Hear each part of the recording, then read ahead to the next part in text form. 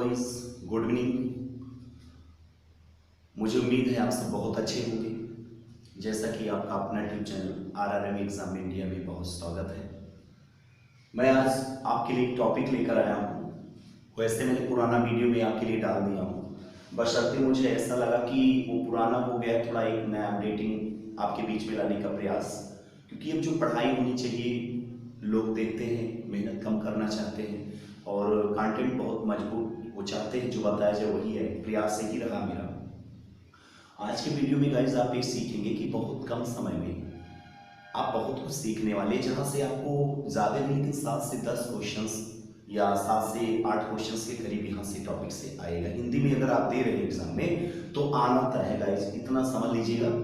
तो आज का टॉपिक मैं सोच रहा हूँ मेरे जो है यूट्यूब चैनल पे अलंकार छंद ये सब पढ़ा है। आज मैं तुम्हें एकदम से आप सभी मित्रों को मैं बताना चाहता हूँ, भाई बहनों को, कि आज यहाँ पर मैं ये टॉपिक लेकर आया हूँ जो एग्जाम में पूछा ही पूछा जाता है। यहाँ से कम 7 से 8 क्वेश्चन आने के लिए एकदम सा लीजिए निश्चित रहता है। और जैसा कि आप जानते होंगे एक पूरा निचोड़ बताने का प्रयास, एक सार बताऊंगा, एज ए ब्रीफ एक संक्षेपीकरण बताने का प्रयास करता हूँ। जैसे आता है एग्जाम में रस, सेंटीमेंट कहा जाता है, अलंकार, यहाँ से आना हर एग्जाम में तय होता है। फिर एक आता है रस अलंकार, एक होता है छंद होता है। ठीक वैसे सीक्वेंस में गाइस लिखा जाए तो हमें लगता होता है रस, छंद और अलंकार होता है। ये एक टॉपिक ऐसे होते हैं जो काव्य की कोई शोभा बढ़ाता है, तो कोई खुश करता है, तो कोई आनंदित करता है, इसका अलग टॉपिक। बट थोड़ा ग्रामर पोर्शन में अगर आते हैं तो इसमें होता है संधि और समास होता है। क्या होता है गाइस? संधि और समास होता है। ये दो अलग पोर्शन होंगे, दोनों का मतलब संधि मतलब समझौता जोड़ होता है, समास का मतलब होता है पास पास दो शब्द को मिलाया जाता है।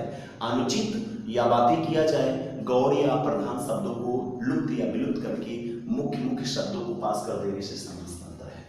तो आज बताने का प्रयास यही रहेगा गाइस, आपको बहुत अच्छे से आज बताया जाएगा कि रस क्या है। आप थोड़ा मेरे इस YouTube चैनल पर इस वीडियो में आप बने रहिएगा शुरू से अंत तक, तभी आप पाएंगे। और विश्वास करिए एक बार देखने के बाद आप किसी बुक की जरूरत नहीं होगी आपको कि रस क्या है, छंद क्या है, अलंकार क्या है, संधि क्या है, समास क्या है। ऐसा मेरा पूरा विश्वास है कि आप जरूर ये बात फील करोगे।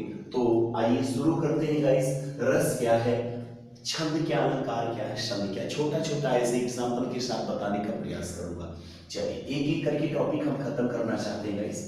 तो पहले रस आपको बताना चाहेंगे, रस क्या है। रसराज के नाम से किसे जाना जाता है, तो आ जाइए गाइस, एक बीचों बीच में लिखने का प्रयास आपके बीच में। मैंने कहा रस क्या है, व्हाट इज रस। तो रस भी 2-3 तरीके के होते हैं। एक रस जो आप रस गन्ने का रस होता है, तमाम रस होते हैं जो पेयजल होता है, बशर्ते पेयजल नहीं है।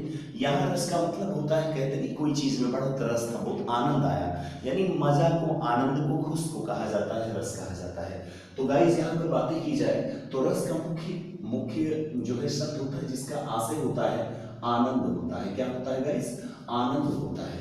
आनंद मतलब खुशी होता है।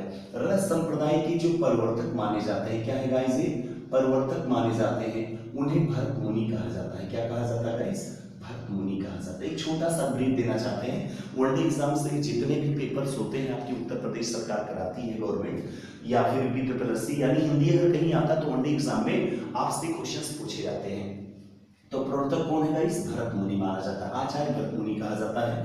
इनकी एक पुस्तक थी जिसे कहते हो नाट्यशास्त्र। क्या था? नाट्यशास्त्र था।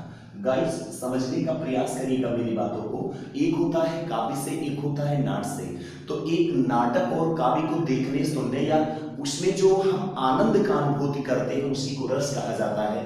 तो भरत मुनि ने नाट्य यानी नाटक के अनुसार इसमें नाट्यशास्त्र दिया है। तो इनकी ग्रंथ या पुस्तक का नाम नाट्यशास्त्र है, जिसमें कुल कितने 8 होगा 8 रसों का, कितने रसों का?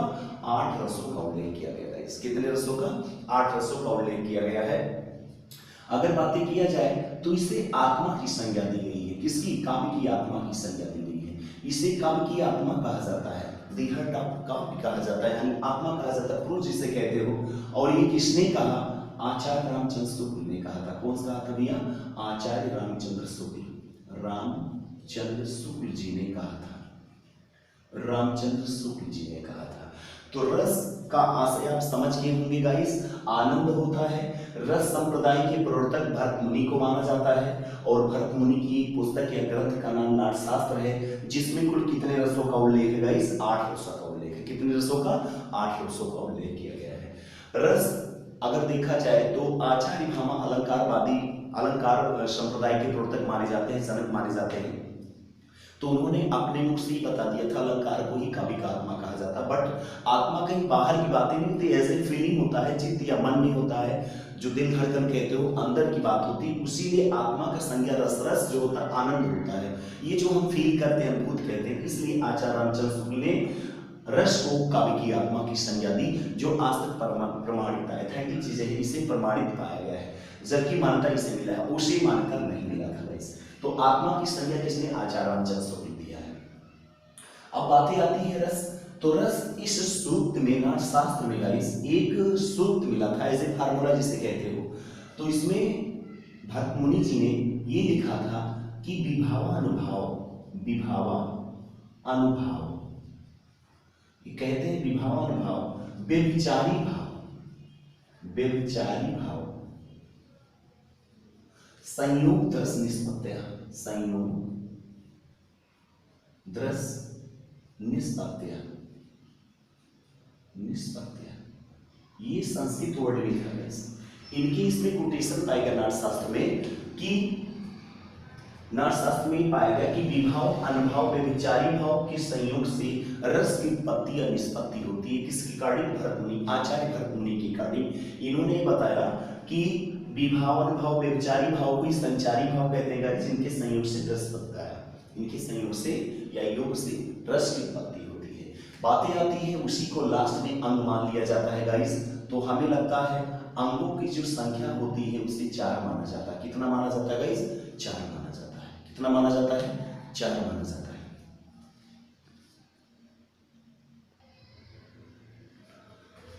तो गाइस कितना माना जाता है? 4 माना जाता है। तो वो 4 किस प्रकार है? चारों के नाम आप जानते हैं। विभाव होता है, अनुभाव होता है, तीसरा आता है जिसे कहते हैं संचारी भाव, चौथा जो आता है गाइस जिसे कहते हो अस्थाई भाव। ये थोड़ा अलग से मिला, अस्थाई भाव। यही रस के अंग है, पार्ट ऑफ सेंटीमेंट कहा जाता है। वाक्य के अंग भी होते हैं, अगर बातें किया जाए तो इसके भी अंग होते हैं जिससे बनते हैं। तो पार्ट होते हैं इनके, रस अगर बनाना है तो इनको जरूर उसमें शामिल करना होगा। विभाव, अनुभाव, संचारी भाव, अस्थाई भाव होते हैं। गाइस देखिए, मैं कहना ही चाहता हूँ कि ये सब चीज़ें आप तक एक संदेश में देना चाहता हूँ। ये सब चीज़ें आप जानते होंगे, पर थोड़ा ये आप रखें कि आप इसमें कुछ ना कुछ नई चीज़ें सीखेंगे। एक जिज्ञासु बनने का प्रयास करिएगा, क्योंकि मुझे मालूम है कि इसमें कुछ छूटेगा नहीं। मैं पढ़ा रहा हूँ तो छूटेगा नहीं इसमें, और आप बहुत अच्छे से समझते हुए चलेंगे आगे। तो इसमें विभाव, विभाव किसे कहते हैं? विभाव ऐसे जैसे किसी चीज को देखने के बाद जो हृदय में भावोद्रेक कर दे, हृदय को भावोद्रेक कर दे, उसे विभाव कहते हैं। आलंबन और उद्दीपन 2 प्रकार के होते हैं। आलंबन और उद्दीपन कहते हैं। आलंबन का मतलब सहारा होता है, किसी वस्तु या किसी चीज को पसंद करना आलंबन है। उसी पसंद करने के लिए जो अस्थाई भाव जगता है उसे आलंबन कहते हैं। अस्थाई भाव को बढ़ा देने की प्रतिक्रिया को उद्दीपन कहते हैं। क्या कहते हैं? उद्दीपन कहते हैं। जैसे मुझे एक कलम पसंद आया, आलंबन है, मुझे यही कलम चाहिए, ये उद्दीपन कहा जाता है।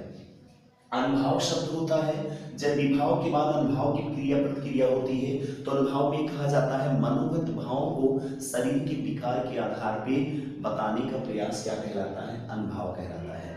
अनुभाव के कितने भेद माने जाते हैं? 4 भेद माने जाते हैं इसके। एक होता है गाइस कायिक होता है। क्या होता है? कायिक होता है। और एक होता है सात्विक होता है। क्या होता है गाइस? सात्विक होता है। और तीसरा वाचिक होता है। क्या होता है गाइस? वाचिक होता है। और चौथा जो होगा आहारी होता है। क्या होता है गाइस? आहारी होता है। तो इसे पूछने का प्रयास ये होता है कि जैसे मैंने आपसे कहा कायिक, कायिक का मतलब काया से बना है, जो शरीर के अंग के संचालन पर होता है उसे क्या कहते हैं? कायिक। और जो सात्विक उसे कहते हैं अनुभाव, कुछ ऐसे सिचुएशन होते हैं, कुछ ऐसी परिस्थिति आती है कि आप अपना नियंत्रण खो बैठते हैं, जिसे अनकंट्रोल कहते हैं। जैसे आपका कहीं इंटरव्यू वगैरह होता है किसी भी एग्जाम के लिए, या कहीं ऐसे सिचुएशन होता है कि आप वहां आपा खो देते हैं, तो उस सिचुएशन को क्या कहा जाता है? शॉर्टली कहा जाता है। मनोगत भावों को शरीर के विकार के आधार पर, परिवर्तन रूपांतरण के आधार पर पहचानने का प्रयास। जैसे अब मुझे पसीने, ये देखो स्वेट आ रहे हैं, यानी पसीने आ रहे हैं, तो आपको मालूम होगा कि मुझे गर्मी लग रही है, कहने की मुझे जरूरत नहीं होगी। मेरे शरीर अगर कांप रहे हैं तो आप जरूर पूछोगे क्या हुआ है। अगर किसी के गले सूख रहे हैं, या किसी के आंसू, और या फिर जैसे आप कह सकते हो विमोड़ता जिसे कहते हो, रंगहीनता, चेहरे का रंग, तो ये सब चीजें पूछने के पहले ही आदमी जान जाता है, उसे कहते हैं सॉफ्टलिंग। और कायिक वाचिक, वाचिक उसे कहते हैं जो बोल या कहकर बोली जाती है। आहार उसे कहते हैं गाइस जो वेशभूषा पहनावे पे लोग बोल देते हैं, कमेंटमेंट कर देते हैं, आप कुछ कहते नहीं फिर भी कमेंटमेंट कर देते हैं, टोक देते हैं, रोक देते हैं।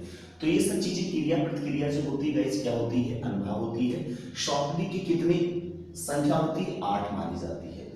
संचारी भाव, इसी को व्यभिचारी भाव भी कहा गया है अकॉर्डिंग टू भरतमुनि। व्यभिचारी भाव को संचारी भाव, संचार से बना है, यानी जिन भावों का या मन में जिन भावों का आना जाना लगा हो उसी को संचारी भाव। ये स्टेब्लिश नहीं होते, ऐसे क्षणिक होते हैं। क्या होते हैं गाइस? क्षणिक होते हैं। और संचारी का मतलब होता है सबके मन में द्वेष होता है, मर्ष होता है, घृणा होती है, गुस्सा होता है, और ये हमेशा के लिए नहीं होता, क्षणिक होता, आना जाना इसका लगा रहता है, ह्यूमन नेचर है, एक मानव व्यवहार आचार है। तो संचारी भाव, जिन मन में आने जाने वाले भावों को संचारी भाव कहा जाता है। बस इतना ही का आप समझ के चलिएगा। इनकी संख्या कुल मिला के 33 कहा जाता है, और इन्हीं संचारी भाव को 33 कहा जाता है, और व्यभिचारी भाव ही संचारी भाव कहलाता है। अस्थाई भाव, अस्थाई भाव क्या होता है गाइस? अस्थाई का मतलब स्टेब्लिश होता है, शाश्वत, जहां भावों का स्थायित्व हो जाए वही अस्थाई भाव कहा जाता है। इनकी संख्या 9 मानी जाती है। कितनी मानी जाती है? अस्थाई भाव की संख्या 9 मानी जाती है, संचारी भाव की संख्या 33, और अनुभाव में शॉर्टली की संख्या 8 मानी जाती है। सभी एग्जाम में पूछे जाते हैं आपके। अस्थाई भाव में 9 माना जाता है। अब इसको अगर देखा जाएगा तो अस्थाई भाव जैसे कोई काव्य है या कोई नाटक है, आप शुरू से अंत से पढ़ते या सुनते आप चले जा रहे हैं, और उसमें जैसे मूवी मैंने देख लिया, आपने मूवी देखा शुरू से अंत तक, अपने चित्त को उसी में ढकेले रहते हैं, आप उसी में रख देते हैं, उसी में विद्यमान रखते हैं, इसी चीज को अस्थाई भाव कहते हैं। अस्थाई भाव शुरू से अंत तक होता है किसी नाटक या किसी काव्य या किसी भी आप मूवी वगैरह में, जो शुरू से अंत तक भावों को क्या कहा जाता है? अस्थाई भाव कहा जाता है। तो गाइस मुझे उम्मीद है आपको पसंद आई होगी, और आपको समझ में भी बहुत अच्छी आई होगी कि विभाव किसे कहते हैं, अनुभाव किसे कहते हैं, संचारी भाव या स्थायी भाव कहते हैं। वीडियो ज्यादा लंबा ना करके हम बहुत जल्दी इसको बताने का प्रयास करेंगे। तो रस संप्रदाय के प्रवर्तक भरतमुनि, रस का आशय आनंद होता है, और रस काव्य की आत्मा कहा जाता है। किसने कहा? आचार्य रामचंद्र शुक्ल ने कहा। और भरतमुनि की पुस्तक का नाम क्या है? नाट्यशास्त्र है, जिसमें कुल कितने रसों का? 8 रसों का उल्लेख किया गया है। इस पुस्तक में कौन से सूक्त पाया गया है? विभावानुभाव, व्यभिचारी भाव, संयोग रस निष्पत्तिया। विभावानुभाव संचारी भाव के संयोग से रस की उत्पत्ति होती है। इनके कितने अंग पाए जाते हैं? अंगों की संख्या 4 होती है। विभाव, अनुभाव, संचारी भाव और अस्थाई भाव कहा जाता है। मैंने इनके बारे में बहुत अच्छे से आपको बता दिया है। ये गाइस आपके रस के कुछ ऐसे टिप्पणी मैंने टीका टिप्पणी की है, जो ये एक बेस होता, आधार होता है, ये जानना जरूरी होता है। जब आप जान जाते हो तब हम पहचानने में कोई गलती नहीं करते। तो गाइस इतना आप नोट कर सकते हो, इसे आप स्क्रीनशॉट भी ले सकते हो आप अगर चाहते हो, क्योंकि मैं ज्यादा बताने का प्रयास नहीं, बस ऐसा बताऊंगा जो आपको पसंद हो वीडियो। चलिए गाइस,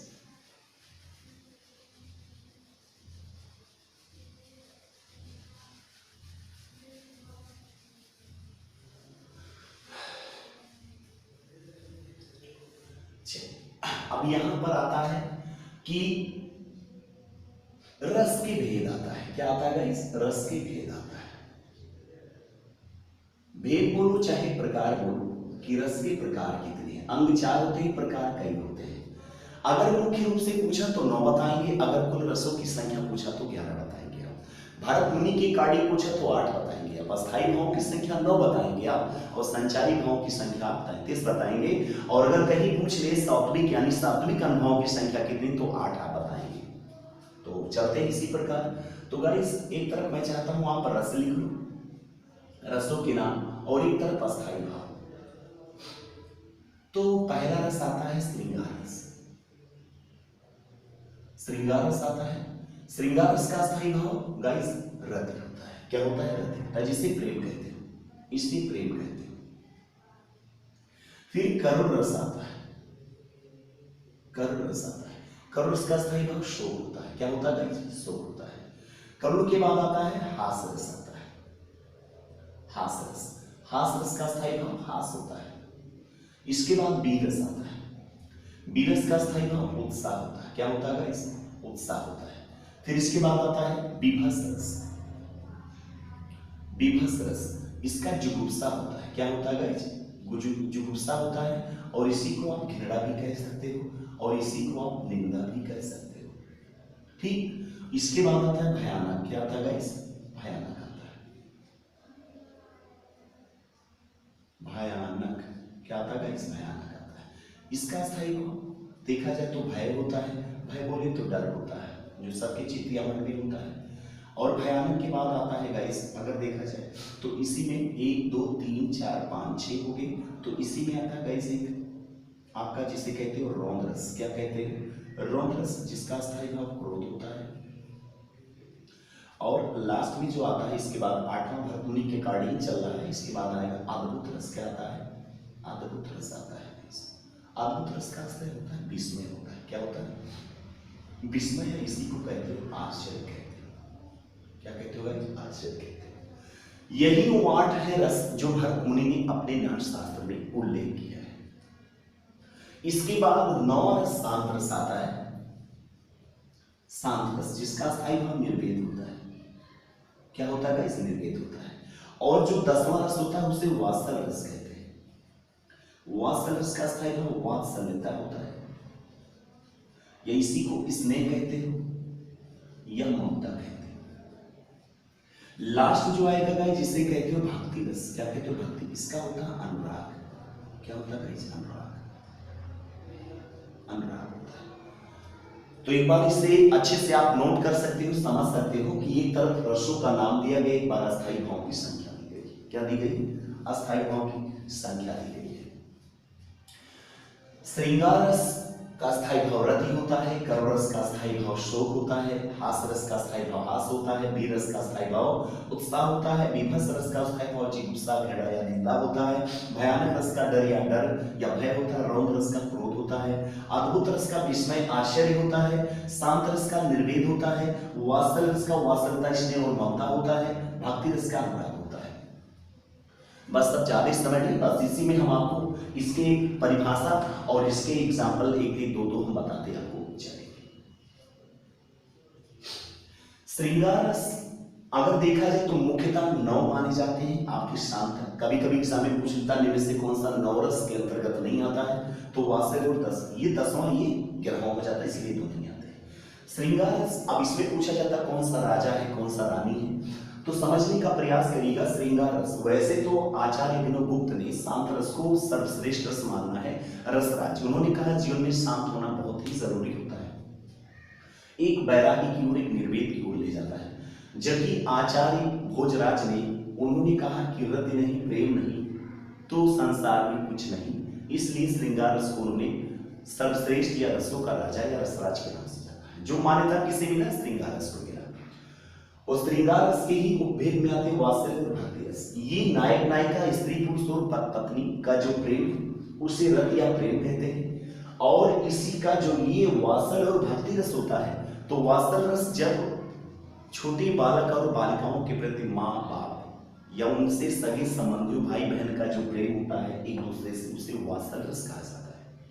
और भक्ति रस जब भक्ति और भगवान में जो प्रेम होता है उसे भक्ति रस कहते हैं। जैसे मीराबाई के बारे में हम जानते होंगे, मीरा का बाई बारे में आप जानते होंगे, मेरे तो गिरधर गोपाल दूसरा न कोई, जाके श्रीमोर मुकुट मेरो पति सोए, साधु संग बैठ बैठ लोक लाज हुए, अब तो बातें फैल गई जाने हर कोई। वो कहती है घायल की गति घायल जाने और न जाने हुए। ये सब चीज किसकी आती है? सब भक्ति रस में आता, बट प्रेम बताया गया तो श्रृंगार रस में भी होगा। अब इसके दो भेद माने जाते हैं, एक संयोग श्रृंगार कहा जाता है गाइस, एक संयोग श्रृंगार कहा जाता है और एक वियोग श्रृंगार कहा जाता है। एक क्या होता है? वियोग श्रृंगार। इसे सुखद के नाम से मालूम है। इसे किसके नाम से? सुखद। और ये दुखद होता है। क्या होता है? दुखद होता है। प्रेम दोनों में होता है, लेकिन ये संयोगावस्था मिलन को कहते हैं और ये वियोगावस्था अलग होने को कहते हैं, इसलिए इसे दुखद, इसे कॉमेडी, से ट्रेजेडी माना जाता है। बट यहाँ पर बातें होती है सुखद। कभी कभी एग्जाम पूछ लेता है सुखद की अनुभूति को संयोग और दुखद की अनुभूति को वियोग कहा जाता है। ये कभी कभी पूछ लेता है घुमा के। और श्रृंगार रस में आप जानते हैं संयोग रस में, जैसे एग्जाम्पल रामचरितमानस से जब स्वयंवर हो रहा था सीता जी का, तो जानकी जी राम को देखते थे और राम जानकी जी को देखते थे। तो यहाँ पर बातें बताई गई है कि राम का रूप निहारत जानकी, कंकन की नग की परछाई, बातें सबे सुधि भूल गई, करे टेक रही पलटारत नहीं। ये आता है कि संयोग में, तो ये संयोग श्रृंगार, किस श्रृंगार में? संयोग श्रृंगार में आता है। फिर आता है बतरस लालच लाल की मुरली धरी लुकाए, सम करे भवनी हंसे दैन कहीं नट जाए। ये भी आपके किसका है? ये बिहारी सतसई जी का है। तो ये श्री कृष्ण के बारे में बताए गए हैं, तो इस संयोग श्रृंगार में आएगा। एक आता है नटत रीझत खींचत, और रीझत खींचत कहत लजियात, कहत देखत लजियात, और भरे भवन में करत है नयनन ही सौबात। ये भी श्री कृष्ण के बारे में संयोग श्रृंगार में ही कहा जाता है। वियोग श्रृंगार वही श्रीराम जो सीता या जानकी के बारे में बताया गया, जानकी माता के बारे में, वही जब सीता हरण हो जाता है हरण कांड में, तो वहां पर श्री राम बोलते हुए चीखते विलाप करते हुए जाते हैं, हे खगमृग हे मधुकर श्रेणी तुम देखी सीता मृगनयनी। ये किस में आएगा? वियोग श्रृंगार में। वहां प्रेम अलग होने पर व्यवहार होता है। और दूसरी बात ये होता है गाइस कि बतरस लालच लाल की मुरली धरी लुकाई संयोग में, लेकिन निज दिन बरसत नैन हमारी, सदा रहित पाओ श्री तो हम पे, जब ते श्याम सिधारे। सूरदास जी का कोटेशन वियोग श्रृंगार में। तो श्रृंगार समझ के इसमें प्रेम का वर्णन होता है, नायक नायिका के प्रेम और सौंदर्य का वर्णन होता है, जो दो तरीके से होता है। संयोग श्रृंगार जिसे सुखद और वियोग श्रृंगार जिसे दुखद। यहाँ साथ में और यहाँ अलग होने का भाव प्रतीत होता है। करुण रस आप जानते होंगे, करुण रस का मतलब होता है वियोग, और करुण में अंतर बहुत जाते हैं। वियोग का मतलब होता है कि आपसे बिछड़ने, और करुण का मतलब हमेशा के लिए खो जाने, चिरबिरा या मरण से उत्पन्न शोक नामक अस्थायी भाव। क्योंकि मृत्यु भी जब तुरही होती है तो वह शोक संदेश आता है, वियोग संदेश नहीं आता है। तो शोक का मतलब जब आपको कोई छोड़ के चला जाता है से। तो करुण रस का अस्थायी भाव शोक। अब करुण रस में जो कोटेशन आते हैं कि इसमें पैदा कैसे होते हैं, तो कोई प्रिय वस्तु या व्यक्ति की चिरबिरा के लिए खो देना, या मरण से उत्पन्न स्थायी भाव शोक नामक अस्थायी भाव उत्पन्न होता है, जिससे उसकी परिपक्व या सर्वोच्च अवस्था को करुण रस कहा जाता है। करुण रस अगर देखा जाए तो आप जानते होंगे, तब आपके जो सुने होंगे आप, समुद्र के माता पिता अंधे थे, वो लेकर जा रहे थे, तो वहां पर दशरथ गए थे शिकार के लिए। जब दशरथ गए थे तो शब्दवेदी बाण का इस्तेमाल कर देते थे, जिससे श्रवण का मृत्यु हो जाता है। और उनके माता के मुख से ये निकलता है गाइस, चिल्लाती हुई जब पानी लेकर जाते हैं, तो जब पानी देते हैं तो माँ का प्यार आप जानते ही होते हैं, आहट से पहचान लेते हैं अपने पुत्र और पुत्रियों का ऑक्यूपेशन व्यवहार या आचार व्यवहार। कहीं आप मेरे पुत्र नहीं हैं, तो कहीं हाँ माता मैं पुत्र नहीं, मुझसे ही गलती हो गई। तो उन्होंने वहां श्राप दिया था कि जिस तरह मेरा पुत्र मुझसे आपने बिछाड़ा, उससे आपके पुत्र भी आपसे बिछड़ जाएंगे, सिचुएशन आएगा। तो रो रो कर यही कह रही है कि मणि खोई भुजंग सी जननी, फंसा पटक रही थी शीस, अंधी आज बनाकर मुझको किया न्याय तुमने जगदीश। ये सब चीज किसमें आएगा? शोक यानी करुण रस में आता है। एक बात तब आता है गाइस जब आप ये कहते हो, जब राम और लक्ष्मण जब वहां पर मेघनाथ आता है, तो वहां पर एक शेष फन या शेष नाग जो होता है वो लग जाता है, तीर का इस्तेमाल करते हैं, जिससे जो है मूर्छित हो जाते हैं। मूर्छित के मृत्यु ही की नाम भी मूर्छित हो जाते हैं लक्ष्मण। तो उसमें राम चिल्ला चिल्ला के रोते हैं, विलाप करते हैं। तो कहते हैं कि धोखा ना दो भैया मुझे इस भांति आकर के यहाँ, मझधार में मुझको बहाकर तात जाते हो कहा। धोखा ना दो भैया मुझे इस भांति आकर के यहाँ, और मझधार में मुझको बहाकर तात जाते हो कहा। सीता गई तुम भी चले मैं ना जीऊंगा यहाँ, सीता गई तुम भी चले मैं ना जीऊंगा यहाँ। तब सुग्रीव बोले साथ में सब जाएंगे वानर वहां। यहाँ परेशान हो जाते, सीता भी चली जाती है, तो वहां पर शोक नामक अस्थाई तो उनकी चित्त या मन में हो जाता है। और जब राम की जब बर्बाद हो जाती कैकेयी के अनुसार जो भी होता है, तो वहां शोक विकल अभिमोहे रानी, तेज बल अब सील बखानी, तेज सील बल बखानी, और करहि मिलाप अनेक प्रकारा, परहि भूतल बारे बारा। यहाँ चिल्लाते चिल्लाते सब रानियां, सब अपना, सब उसी के बाद मृत्यु हो जाती है। तो ये सब चीजें कर्म रस में ही आएगा। किस में आएगा? कर्म रस में आएगा। हास रस जब आपके अंदर खुशी या आनंद होने हैं, तो ये हास कैसे आता है? किसी की प्रकृति, वेशभूषा, बाड़ी या शरीर का चेष्टाओं के पहनावे से आप हंसते हो। नाटक काल में जो जोकर होता है, तो हास में कई चीजें आती हैं। जैसे हास रस में आपको क्या बताना चाहिए, जैसे अगर बातें की जाए तो हाथी जैसा देह, गैंडे जैसी चाल, तरबूजे सी खोपड़ी, खरबूजे सी गाल, ये सब चीजें अगर आती है तो आदमी हंस देता है। कोई नाटक आदि पढ़ने से। एक हंसी का पात्र नारद हो गए थे जब इनकी शादी के लिए कहते कि नारायण आप मुझे स्वामी भगवान हमें अगर अपनी आप सूरत दे दीजिए विष्णु भगवान से, तो मैं भी शादी कर लूँ, और जीवन भर मैंने इधर उधर चुगली ही किया है, मुझसे भी कोई शादी कर ले, और आपका अवतार थोड़ा सुंदर है इसलिए मुझे आपका अवतार चाहिए। तो उन्होंने सब दे दिया, लेकिन चेहरा बंदर का दे दिया था, मरकट का। तो वहाँ के हंसी के पात्र देख ऐसे आता है। अब वहाँ पे भी पात्र हंसी के हो जाते हैं। जहाँ बैठते हैं ये, तो वहाँ भी मतलब हरिगण इनको देखकर मुस्कुराते रहते हैं। तो देख दिस बैठे नारद भूली, तेह दिस बैठे बिलोकी न भूली, और हरिगण मुस्काई। वहाँ हरिगण का मतलब इनको देखकर सभी लोग मुस्कुराते हैं, चाहे गुरु हो, चाहे आपके शिष्य हो, चाहे राजागण हो, चाहे रानी, जो भी कुछ इनको हंसते रहते हैं। तो वहाँ हंसी के पात्र हो जाते हैं। ठीक, एक होता है कि जब हंसी के पात्र हो जाते हैं। वीर रस में क्या होता है? जब वीरता आपको आती, युद्ध या किसी धर्म या समाज या इसके प्रति आपको वीरता आती है कि देश उसके प्रति जो शौर्य वाली, तो वीरता के रूप में आपको यहाँ पर बताया जाता है। जैसे वीरता में आता है गाइस आपका कि मैं सत्य कहता हूँ सखी सुकुमार मत जानो मुझे, यमराज से भी युद्ध में प्रस्तुत सदा मानो मुझे। हे द्रोण क्या, हे साथ हे द्रोण क्या, आवे स्वयं देवेंद्र भी, वो भी ना इस समर में जीतेंगे मुझसे कभी। तो ये सब चीजें किसके लिए? अभिमन्यु का कोटेशन वीर रस का था। बाकी भर इसका जो है बुंदेलो हर बोलो मुझसे हमने सुनी कहानी थी, खूब लड़ी मर्दानी माँ तो झांसी वाली रानी थी, ये भी आपका वीर रस में। और ये भी आता मानव समाज में अरुण पड़ा, जल जंतु बीच को गरुड़ पड़ा, इस तरह भवत्ता राणा था, मानव सर्पों में गरुड़ पड़ा। महाराणा प्रताप का भी वीरता का इसमें परिचय दिया गया है। विवाह सरस जब चीजें आपको पसंद नहीं आता, छीछी थू थू घिन घिन नामक आती है, आंखें निकाल उड़ जाते, छान भर के उड़ के आ जाते, सौजीव कर जो सौजीव खींच कर कौवे चुगला चुगला कर खाते, ये सब किसी मृत्यु या घन चीजों को देखने के बाद छीछी थू थू का व्यवहार आता है।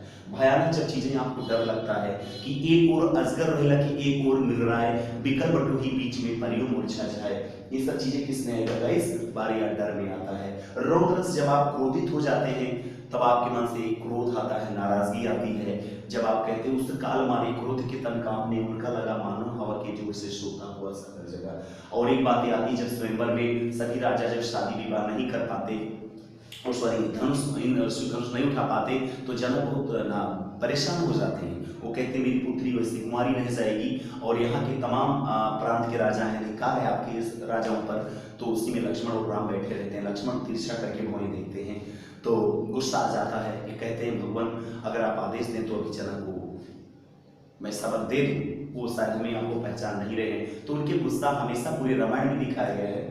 तो वहां पर दिखा गया माखे लखन कुटिल भय कौवे और रदपट फरकत नैन रिसोई, ये सब किस में आएगा? क्रोध में, रौद्र में। तो और उस अर्जुन का क्रोध भी दिखा। अद्भुत रस विस्मय आश्चर्य होता है जब चीजें कुछ ऐसे चीजें होती जब आपको ऐसा विश्वास नहीं होता, अद्भुत या विस्मय हो जाते। जैसे कहती है देखिए यशोदाशिष के मुख में सकल विश्व की माया, क्षण भी की वह बनी चेतन हिल न सकी कोमल काया। ये अद्भुत में अगर शांत रस अस्थायी भाव जाते होंगे, मन रे तन कागज का पुतला, पड़े बिनस जाए छिन में गर्भ करे क्यों इतना, ये शांत रस में आएगा। मूर्ख बंदे क्या है रे जग में तेरा। जब हमें संसार और एक संसार या अलौकिक या लौकिक या भौतिक या सांसारिक वस्तुओं के प्रति हम जब उदासीन हो जाते, लगता मेरा कुछ भी नहीं है, खाली हाथ आए खाली हाथ जाएंगे, संसार में कुछ भी नहीं है, तो वहां शांत आता है। शांत यानी विवेक आता है। ऐसे भाव को क्या कहा जाता है? सात रस। वात्सल्य जब माँ का प्यार बच्चे के प्रति देख यशोदा से इसको तो हो जाएगा। और यही यशोदा हरि पालने झुलावे, हल रामे दुल रामे महला में, कछु कछु गावे, जोई जोई गावे सोई जावे। ये सब किसमें आएगा? मैया मैं तो चल खिलौना रही हूँ, ये भी इसमें आएगा। ठुमक चलत रामचंद्र बाजत पैजनिया, ये सब आपका वात्सल्य रस में ही आएगा। भक्ति रस जब भगवान के लिए हम प्रेम में लीन हो जाते तो वहाँ भक्ति रस आता है, जिसका अनुराग होता है। राम जपो राम जपो राम जपो बाबरे, ये सब किसमें आएगा? भक्ति रस में आएगा। और एक आता है इसमें उलट नाम जपत जग जाना, बाल्मीकि भय ब्रह्म समाना। ये सब भगवान की प्रति जब हमारी आस्था जगती है, हम उससे विलीन हो जाते, तल्लीन हो जाते, तो वहाँ भक्ति रस में। तो मुझे लगता है गाइस आप समझ गए होंगे। तो रस संप्रदाय के प्रवर्तक भरत मुनि को माना जाता है। गाइस एक बार फिर से आ जाओ, रिकॉल कर देता हूँ 1 मिनट के अंदर, वैसे वीडियो ज्यादा लंबा नहीं होने वाला है। और आपका यहाँ से क्वेश्चन आना तय है। आप अच्छे से वीडियो लीड लगा के सुनिएगा, आप ईयरफोन लगा के, ब्लूटूथ लगा के सुनेंगे। एक बार 2 बार आपको पूरा रट उठेगा और रस कहीं से आएगा तो यहीं से फंस जाएगा गाइस। तो मुझे मालूम है रस संप्रदाय के प्रवर्तक भरत मुनि। अगर पूछा जाए रस को काव्य की आत्मा किसने कहा, तो आचार्य रामचंद्र शुक्ल। भरत मुनि के पुस्तक का नाम नाटशास्त्र, जिसमें 8 रस का लेख है। और 9वां रस शांत रस होता, 10वां रस विश्वनाथ के अकॉर्डिंग वात्सल्य होता, 11वां रस रूप गोस्वामी के अनुसार इसे मधुर रस बाद में मान्यता भक्ति रस से मिला है। और सबका स्थायी भाव के सामने से नोट कर लेना गाइस। और इनकी एक सूत्र मिली थी जिसमें विभावन भाव विचारी भाव संयुक्त रस निष्पत्त्या के नाम से। और अंगों का पूछेगा तो आप 4 बताना। अगर पूछे स्थायी भाव की संख्या तो 9 बताना। कुल रसों की संख्या 11 बताना है। संचारी भाव की संख्या 33 बताना है। अगर पूछे सात्विक भाव की संख्या तो 8 बताना है। विभाव के 2 भेद बताना है गाइस। तो इसी वीडियो के साथ आप शुरू से अंत तक बने रहिएगा, पूरा देखिएगा, तभी ये निचोड़ है रस का। तो आज के लिए इतना ही गाइस। और शेयर करिए, लाइक करिए, सब्सक्राइब करिए इसे बिल्कुल, क्योंकि मैं मेहनत कर रहा हूं आपके लिए। अब फिर एक बार आ गया हूं, अब कहीं जाना नहीं है गाइस। और ईश्वर की कृपा आने वाले एग्जाम में आप सभी का, आपके सभी की उज्जवल भविष्य की मैं बहुत बहुत कामना करता हूं कि आप स्वस्थ रहिए, आप अच्छे से अपने टारगेट पे, लक्ष्य पे ध्यान दीजिए।